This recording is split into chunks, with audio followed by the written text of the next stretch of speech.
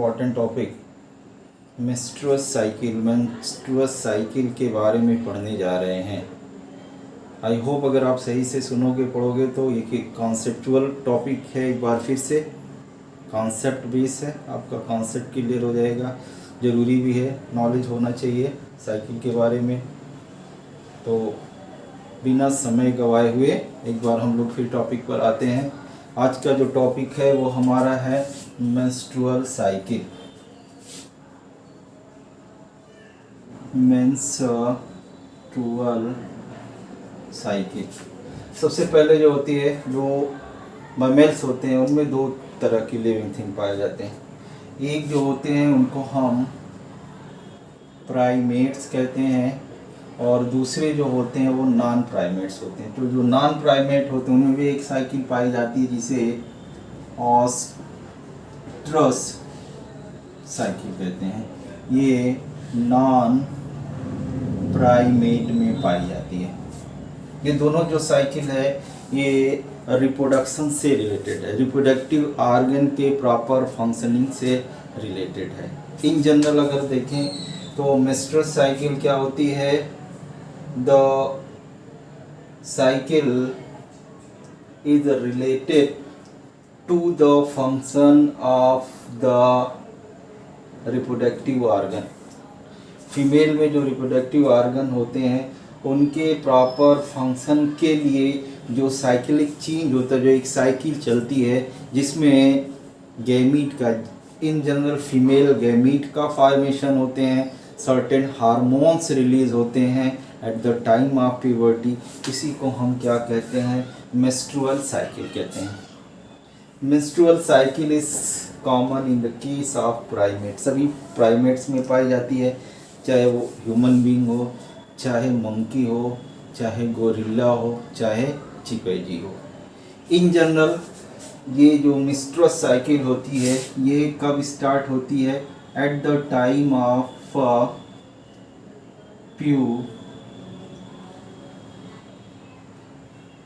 Puberty. और जब ये स्टार्ट होती है उसको मीनार्च कहते हैं। और जब ये सीज हो जाती है पर्टिकुलर पीरियड, क्योंकि फीमेल रिप्रोडक्टिव ऑर्गन कॉम्प्लिकेटेड होता है, मल्टीपल फंक्शन करना रहता है। It is not the organ that can produce the gamete. Here the fertilization, implantation, development and parturition, इतना फंक्शन जो होता है फीमेल रिप्रोडक्टिव ऑर्गन को करना होता है।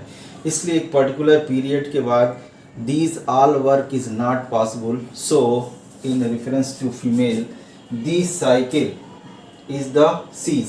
और जब सीज हो जाती है उसको मेनोपॉज कहते हैं। ये जो साइकिल होती है, ये जो साइकिलिक चेंज होता है प्यूबर्टी में शुरू होता है। एंड द इवेंट और the menstrual cycle phase are divide into 4 phases. ये 4 फेस की साइकिल होती है। जो पहला फेस होता है उसको मेंस्ट्रुएशन कहते हैं। इन जनरल मेंस्ट्रुअल साइकिल को हम फर्स्ट, जब मेंस्ट्रुएशन शुरू होता है उसी से इसको कंसीडर करते हैं। When the first menses flow in the female body start, इसी को हम क्या कहते हैं, मेंस्ट्रुएशन कहते हैं। ये मेनली 3 to 5 डे तक होता है। और during this period 3 main event होते हैं। पहला जो होता है कि जो आपकी इंडोमेट्रियम की जो आउटर की जो लेयर होती है उसमें प्रिपरेशन होता है और एक्स्ट्रा लेयर उस पर चढ़ जाती है। ब्लड कैपिलरीज की डेंस नेटवर्किंग हो जाती है। तो लोडेड इंट्रोमेट्रियम की जो वाल होती है वो आपकी क्या होती है, ब्रेक हो जाती है। उसके अलावा इसमें जो ब्लड वेसल्स और ब्लड कैपिलरीज होते हैं वो ब्रेक हो जाते हैं। प्लस तीसरा जो होता है अनफर्टाइल जो एग होता है ये भी आपका क्या होता है, ब्रेक हो जाते हैं। And all these thing can be pass out from the female genital tract, this is called menses flow. The amount of blood in this flow is about 35 ml। इसमें ब्लड क्लॉट नहीं करता, clotting elements जो होते हैं वो absent होते हैं। इस तरह से फीमेल के मेंस्ट्रुअल साइकिल जो स्टार्ट होती है वो मेंस्ट्रुएशन से स्टार्ट होती है, और मेंस्ट्रुएशन के जो पीरियड होता है वो 3 से 5 दिन तक का होता है। During this period the lining of endometrium, blood vessels as well as unfertilized egg are break down and they are pass out from the uterus to outside the body। Second step जो होती है इसको proliferation phase कहते हैं। Proliferation phase या इसी को follicular phase भी कहते हैं। Follicular phase during this period, figure के पॉइंट ऑफ व्यू से देखिए, ये पहला वाला हो गया, यहाँ से लेकर के यहाँ तक 1 से लेकर के 3 या मैक्सिमम 5 डे तक चलता है। उसके बाद प्रोलिफरेशन फेज शुरू होती है। प्रोलिफरेशन फेज में जो मेन इवेंट होता है, due to the release of follicle stimulating hormones as well as the luteinising hormones, ये जो फॉलिकल स्टिमुलेटिंग हार्मोन्स होते हैं और ल्यूटिलाइजिंग हार्मोन्स होते हैं, ये एंटीरियर पिट्यूटरी से रिलीज होते हैं। इनका जो टारगेट होता है ओवरी के अंदर जो प्राइमरी फॉलिकल्स होते हैं इनके ऊपर ये फोकस करते हैं। ये प्राइमरी फॉलिकल के डेवलपमेंट को इंड्यूस करते हैं। Primary follicle, secondary follicle, after the tertiary follicle and Graafian follicle में कन्वर्ट हो जाती है। उसके अलावा जो इसके अंदर सेकेंडरी oocyte होता है उसके डेवलपमेंट के लिए प्राइमरी oocyte में मियोसिस को कंप्लीट करने के लिए सेकेंडरी oocyte के इवेंट के लिए ये क्या होते हैं, रिस्पांसिबल होते हैं। इस तरह से इसको फॉलिकुलर फेज कहते हैं, क्योंकि इसमें जो प्राइमरी फॉलिकल्स होती है, जो आपकी प्राइमरी फॉलिकल्स होती है वो आपकी ग्राफियन फॉलिकल में क्या होती है, कन्वर्ट हो जाती है।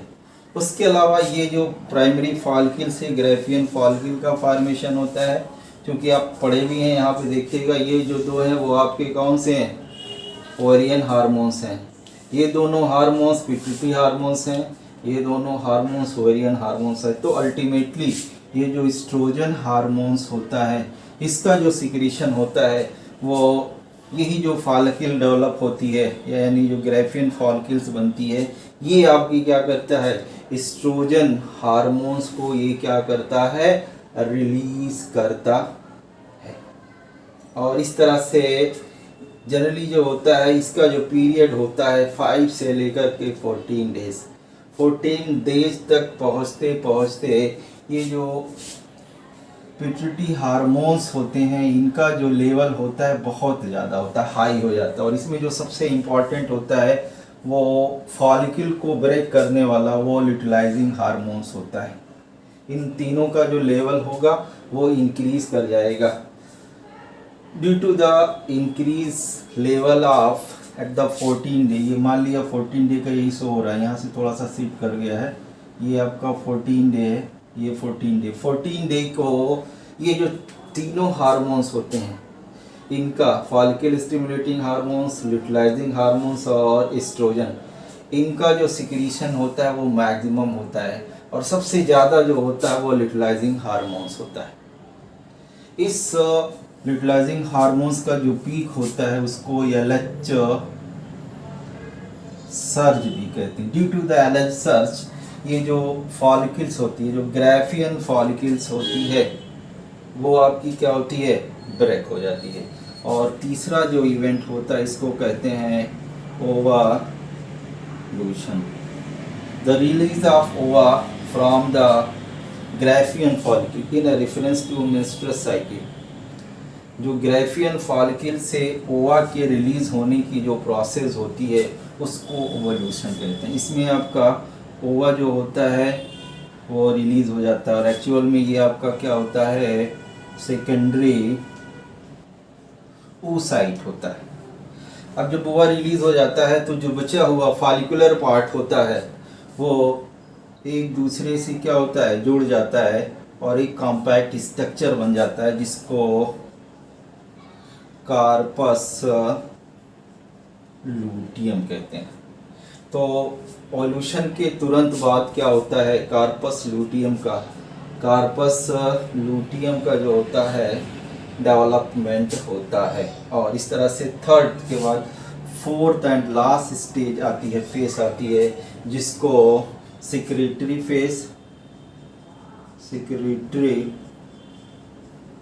फेस या इसी को ल्यूटियल फेस भी कहते हैं।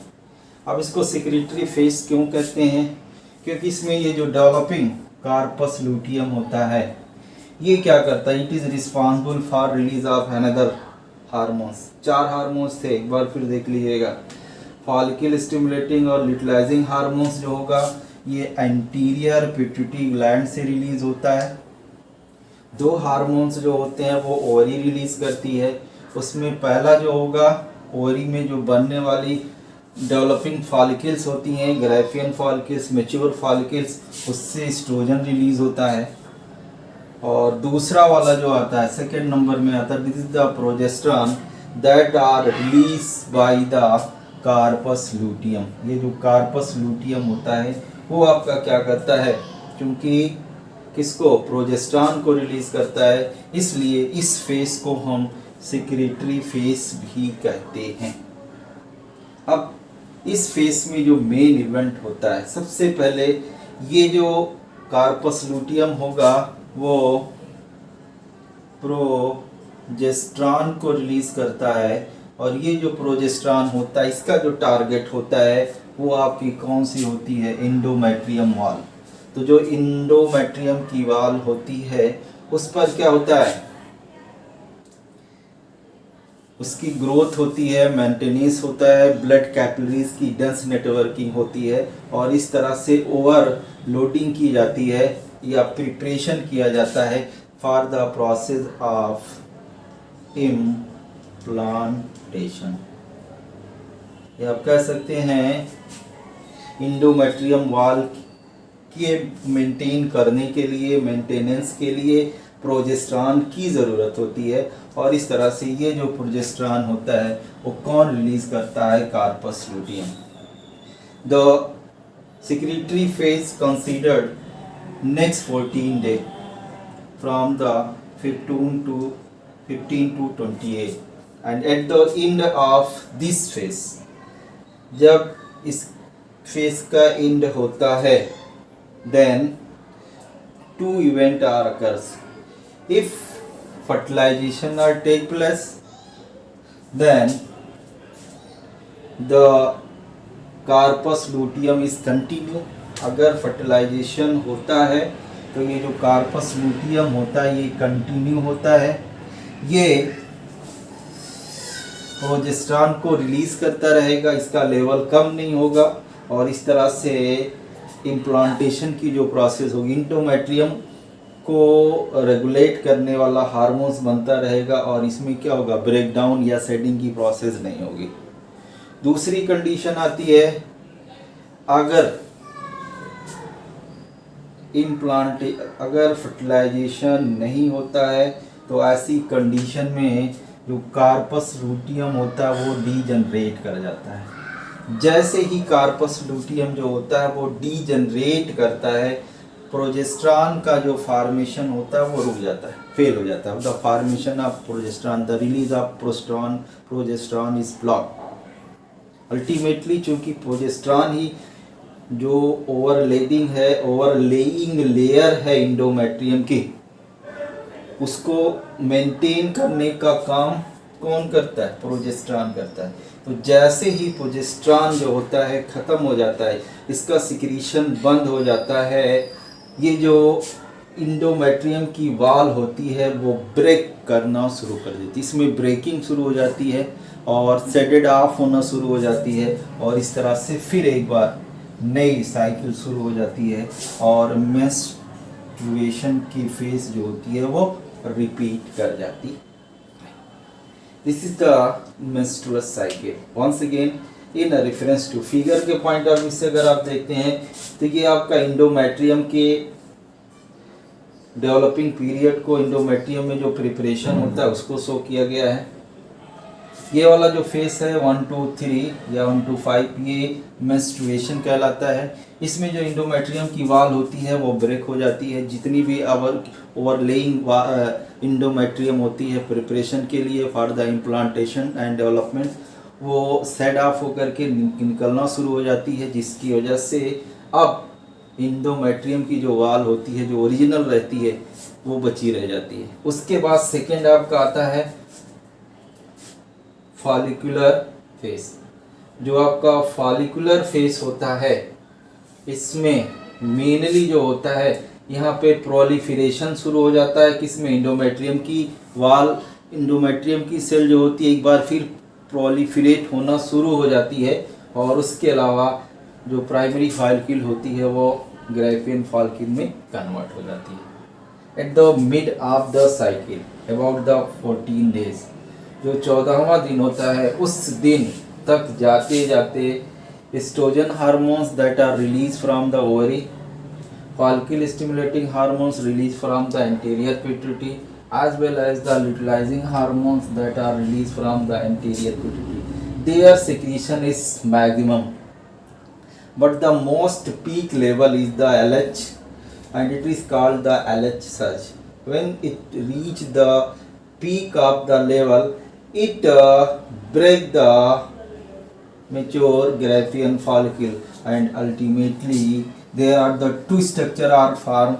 One is the residual part of the Graafian follicle and the secondary ovum, secondary oocyte, that is called ova, and this process is called ovulation. In last step after the ovulation, these hormones level is decrease, follicle stimulating hormones, अब इनका काम नहीं रह जाता है यहाँ पे, ना तो फॉलिक्यूल को बनाना है ना तो यहाँ पे करना, अब सिर्फ काम किसका रह जाता है? आपका प्रोजेस्टेरॉन का।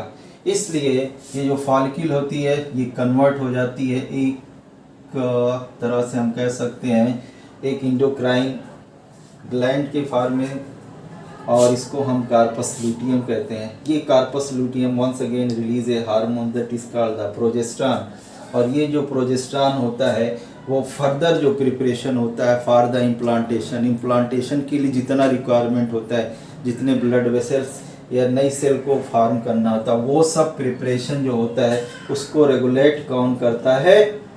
प्रोजेस्टेरॉन करता है। And at the end of the cycle in 28 और 29 day, when there is no fertilization, जब फर्टिलाइजेशन नहीं होता, जो फर्टिलाइज नहीं होता है, तब ऐसी कंडीशन में आपका क्या होता है? ये कार्पस लूटियम जो होता है वो डीजनरेट होना शुरू हो जाता है। ये आपका डीजनरेट हो जाता है, और जैसे इसमें डीजनरेशन की प्रोसेस होती है, इससे निकलने वाला जो हार्मोन्स होता है उसका बनना बंद हो जाता है, और इस तरह से इंडोमेट्रियम पर जो कंट्रोल करने वाला हार्मोन्स होता है वो रुक जाता है, और एक बार फिर इंडोमेट्रियम जो होती है वो ब्रेक होकर सेड होकर के बाहर निकलना शुरू हो जाती है, and once again a new cycle are begin in the form of menstruation.